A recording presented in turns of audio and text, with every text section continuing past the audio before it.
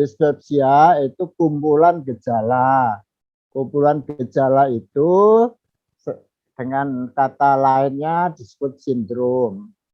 Jadi dispepsia adalah sindrom yang terdiri dari tadi udah disebut semua tuh, nyeri hati, mual, muntah, anoreksia, kembung, sendawa tadi disebut juga yang tidak terkendali.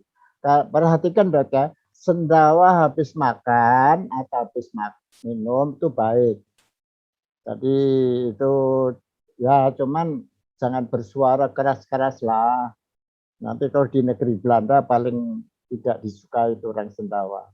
Kalau dokter-dokter semua bisa menguasai dispepsia dengan segala liku-likunya, dengan segala seluk-beluknya, Anda sudah bisa mengcover 30% daripada kasus.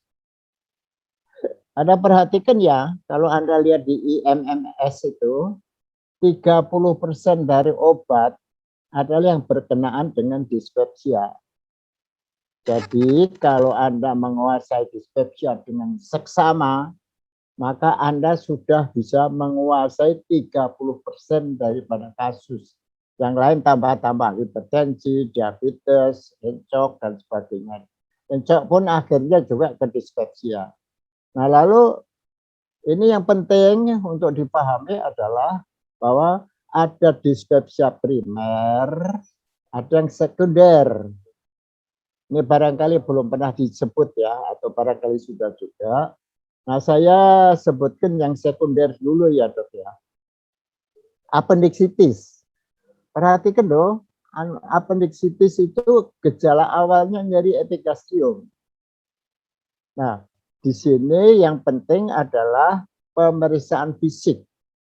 Kalau ada nyeri epigastrium, lalu nyeri tekan, nyeri ketok, defans pada perut kanan atas, jangan lupa lebih baik kita shift to shift atau untuk amannya kita konsultasi ke ahli bedah.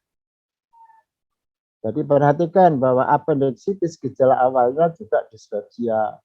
Lalu kolesistitis atau kolelitiasis ya dok ya.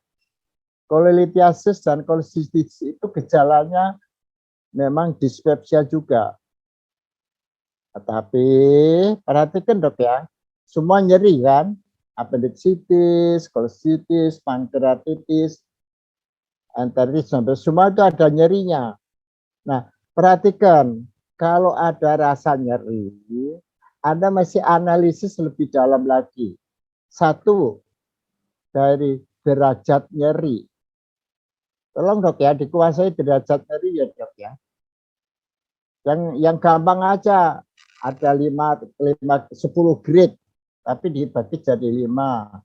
Kalau yang 10 dan 9, itu pasien nggak sadar. Orang melahirkan, patah kaki, lalu kolik abdomen, itu udah pengen minta pertolongan deh. Yang satu derajat nyeri, lalu ada 90, kalau 878 itu orang masih segera pengen ke dokter deh.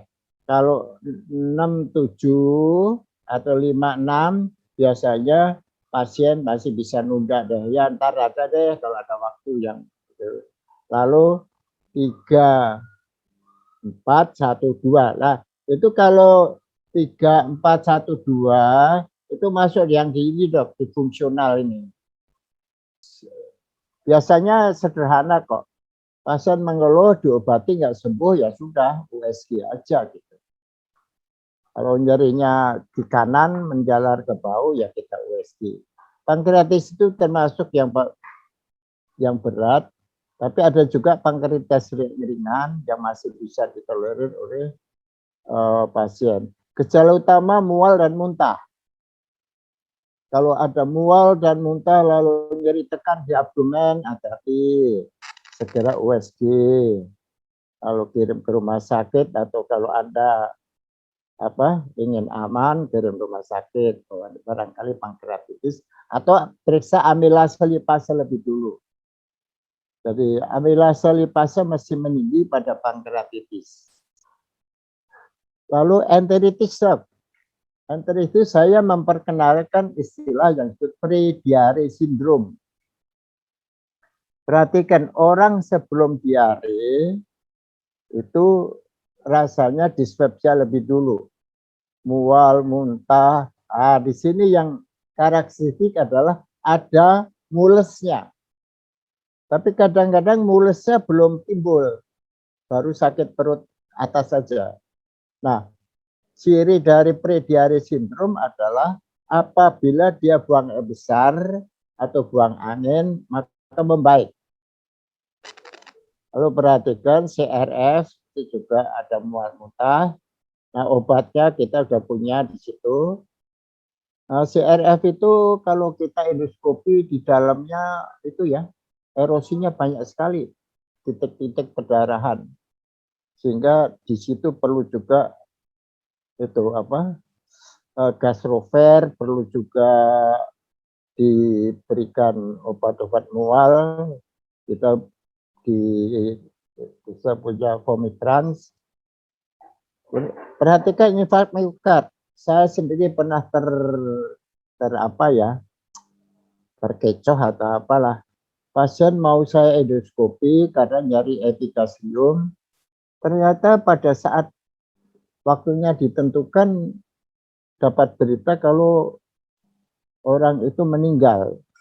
Ternyata perhatikan, infark miokard inferior dan posterior itu juga memberi gejala dispepsia. Karena itu perhatikan, kalau ada orang dispepsia, hipertensi, diabetes, obesitas, hipertensi, tolong jangan lupa di EKG. Umur berapapun juga, terutama di atas 45. EKG itu bisa kita lihat, nanti itu infarknya kelihatan sekali. Juga dekomkordis awalnya adalah kembung ya, tidak bisa makan dan sebagainya. Dan lain-lain ini banyak sekali Dok ya.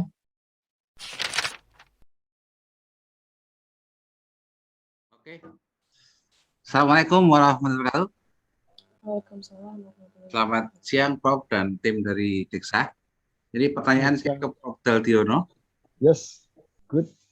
Nuwun sewu Prof, kalau kita ketemu pasien dengan gejala-gejala dispepsia, ya. Kan kalau mungkin di kontak pertama kita belum bisa melakukan banyak pemeriksaan, Prof. Jadi kita belum tahu ini sekunder apa primer apa fungsional atau organik, Prof ya.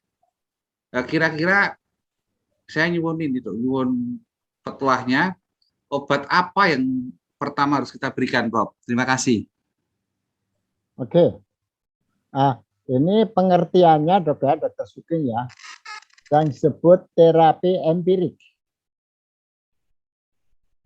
Jadi kita konsepnya terapi empirik. Terapi empirik apa yang sebaiknya diberikan pada yang belum spesifik ya. Iya, kita belum tahu ini jenisnya apa, Bro. Tapi dari anamnese kita harus sudah mengambil kesimpulan Dok, bahwa ini primer atau sekunder. Karena sekunder lebih berbahaya daripada primer. Kalau yang primer itu kan penyakitnya pelan ya. Tapi kalau yang pemeriksaan fisik penting. Kalau ada nyeri tekan di mana? Darah appendix atau kemudian apa? Di kanan atas dan sebagainya. Perhatikan, kalau kita pemeriksaan fisik minimal darah-darah yang kemungkinan bahaya. Kalau wanita atesitis atau hamil di luar kandungan. Oh ya, tadi fungsional tadi itu Dok ya, menstruasi dan hamil muda Dok ya. Tolong ditambahkan lagi yang fungsional itu hiperemesis lebih dalam pada hamil muda pada menstruasi sindrom. Itu dispepsia juga itu. Nah, itu pemeriksaan fisik abdomen merupakan kondisio sine qua non. Yuk jangan memberikan terapi empirik tanpa pemeriksaan fisik. Karena dengan pemeriksaan sederhana dengan palpasi itu kolositis tersingkirkan, apendiksitis tersingkirkan dan sebagainya. Nah, kalau primer dan fungsional dan sekunder dan kalau yang primer tadi memang kita nggak bisa bedakan. Nah, di sini adalah prerogatif dokter untuk memberi obat. Anda bebas memberi obat. Nah, ini kita sudah sediakan obat yang murah, yang efektif. Jadi silakan pakai. Jadi epikasium, udah jangan pikir panjang lagi, kasih Castrover misalnya. Jadi nggak usah repot dok. Nama terapi empirik adalah prerogatif dari para dokter.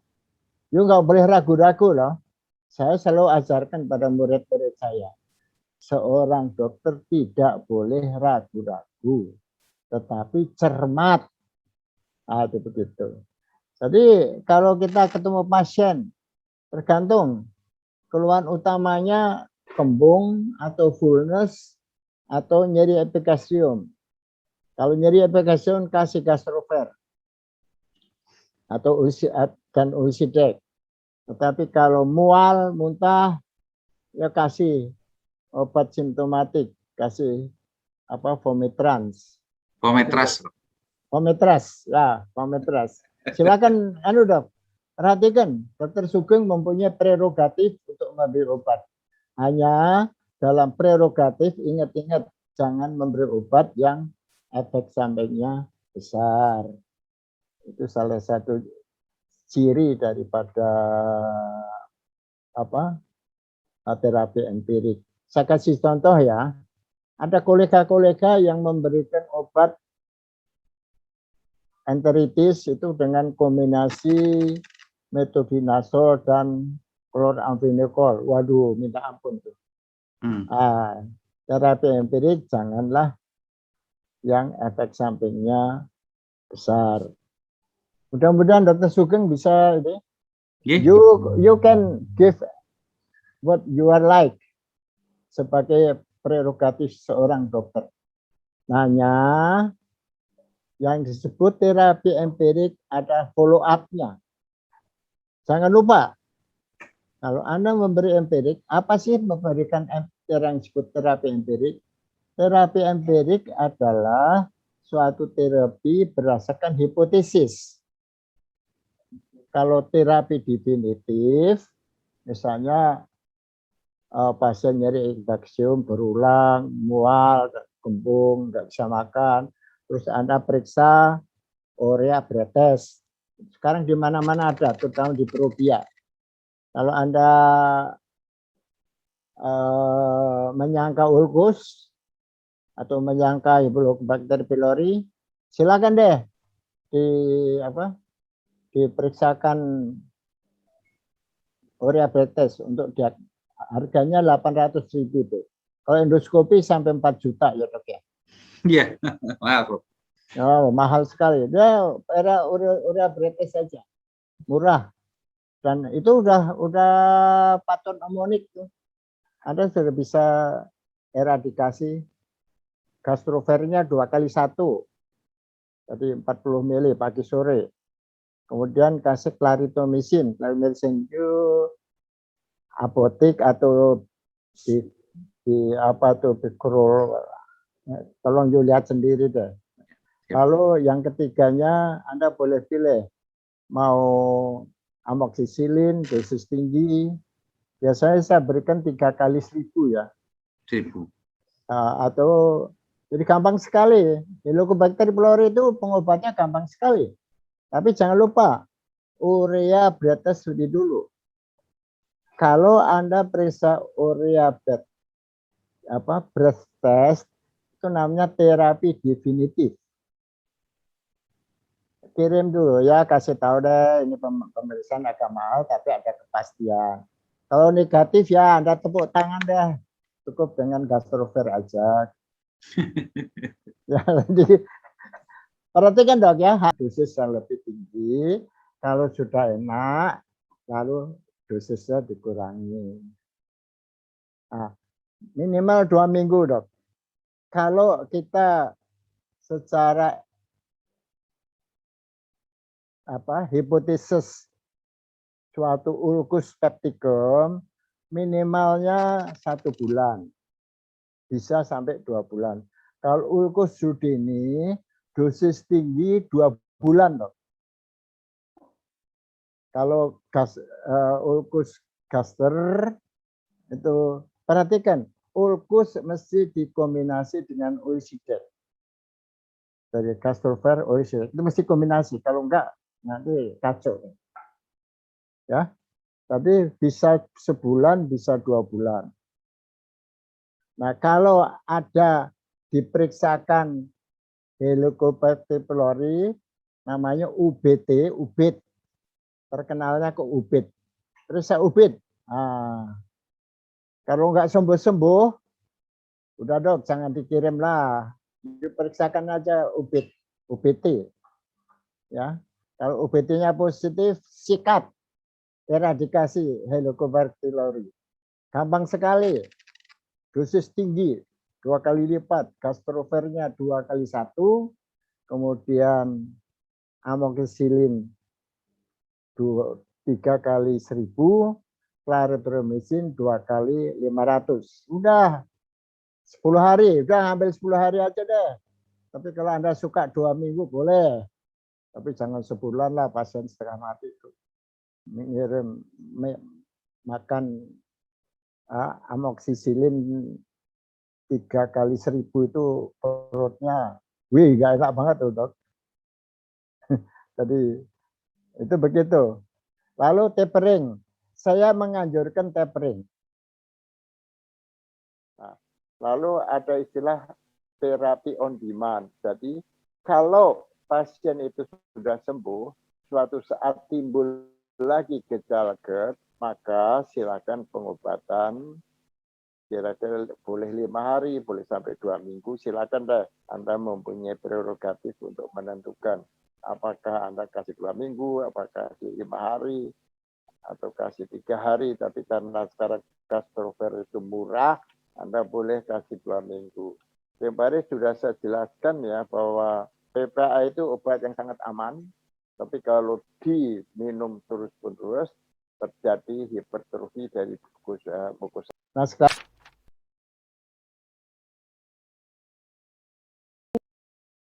terapi GERD gampang sekali ya. Silakan kasih gastrofer dosis tinggi 2 kali 1. Penyembuhan bisa 2 minggu sampai 2 bulan. Kalau pasien-pasien kita yang Ulcidek sangat baik awal, menghilangkan nyeri juga sangat bagus ya. Saya selalu kasih juga Supravit atau Ulcidek ini untuk pasien-pasien. Saya anjurkan, tapi ini juga tidak ada, jadi Anda boleh buat penelitian sendiri. Kalau dikasih sekaligus 10 cc, atau dikasih 5 cc dulu, 5 cc dulu gitu. Karena apa? Kalau kita masukkan dalam bentuk bolus 10 cc, maka seluruhnya akan turun ke bawah, ke lambung. Tapi kalau kita kasih 5 cc dulu, maka dia melekat di mukosa dulu. Kalau tambah 5 cc, kalau 15 cc ya 3 kali 5 cc dalam satu pemberian ya. Mungkin selisihnya 5 menit atau 10 menit, atau langsung juga boleh 2 menit selisihnya 5 cc, tunggu 1-2 menit, 5 cc, 5 cc.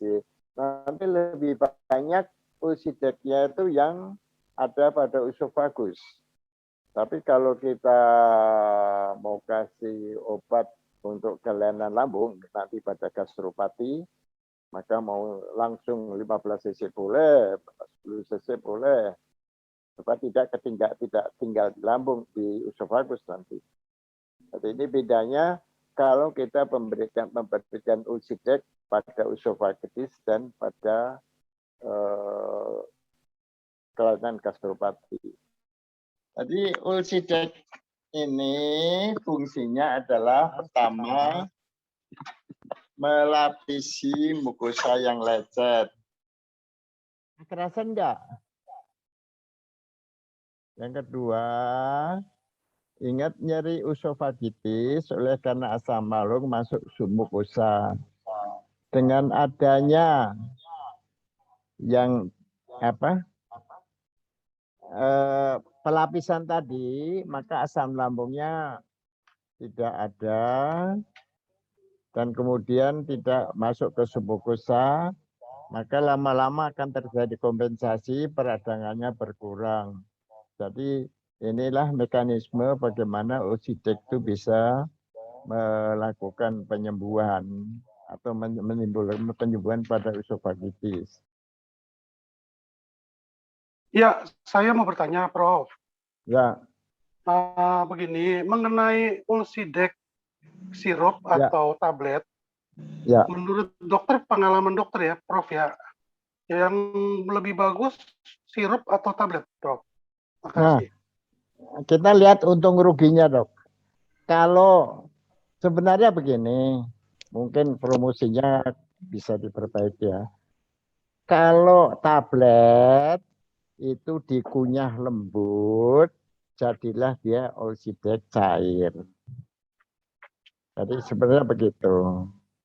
Jadi kalau satu tablet 500 ml dikunyah sedikit, campur dengan air ludah kita, maka dia menjadi 5 cc Ulsidex cair.